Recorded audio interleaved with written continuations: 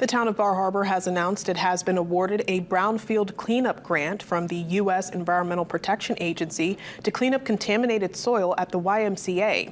The town says it received more than $500,000 from the EPA, which will allow for safe cleanup and restoration of the site.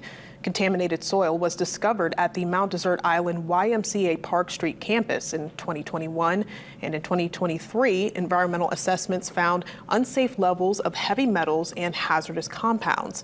Town manager James Smith says, quote, "We're grateful to the EPA and proud of the strong partnership between the town, the YMCA, and our local and state collaborators. This funding helps us protect children, expand access to recreation, and invest in the community's future."